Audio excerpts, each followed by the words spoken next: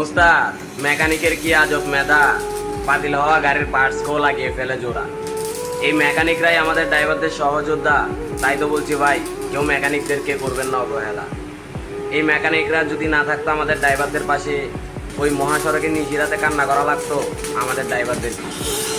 যদি পারেন এই মেকানিকদের কলিজায় করে নিতে জায়গা, তাহলে ওই মহাসড়কে নিশিরাতে আটকা পড়লেও এই মেকানিকরাই ছুটে আসবে আপনাকে বিপদ থেকে উদ্ধার করতে।